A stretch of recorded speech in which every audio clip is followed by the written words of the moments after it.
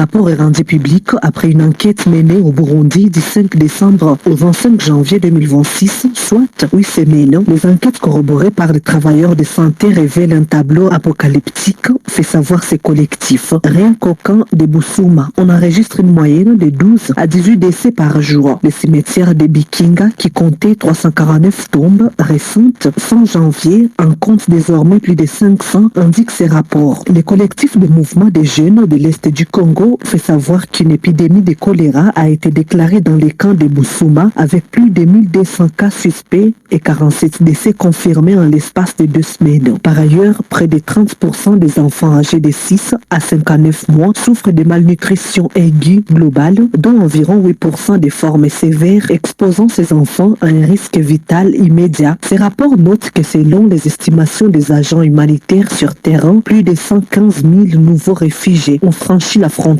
en l'espace de 8 semaines, portant le nombre total des réfugiés congolais au Burundi à plus de 235 000. Cette situation dépasse de plus de 300% la capacité initiale d'accueil prévue par les autorités et les HCR. Biamungu Sawasawa, un des animateurs de ce collectif, revient sur la réalité rencontrée sur le terrain. Au camp de Bousouma, par exemple, devenu l'épicentre de cette crise, les conditions de vie y sont inhumaines. Les réfugiés survivent en moyenne avec seulement 1,6 litres d'eau par jour contre les 15 litres requis par les normes internationales. On y voit aussi une famille de 7 personnes ou plus logées dans une petite tente d'à peine 2 mètres carrés. On peut également compter une seule latrine pour près de 100 personnes. Cette enquête a identifié plusieurs sites de réfugiés au Burundi, dont Gatumba, Rumonge, Kansega, Rugombo, Busumba, Musenyi, Kavumu et Bweru. Au vu de la complexité de la situation, les collectifs de mouvements des jeunes de l'Est du Congo plaident pour une réaction rapide et consistante de plusieurs parties prenantes, dont le gouvernement du Burundi et de la RDC, ainsi que des partenaires humanitaires. Cette plateforme salue néanmoins les efforts fournis par diverses entités pour apporter tant soit peu leur assistance, même si les besoins restent énormes, conclut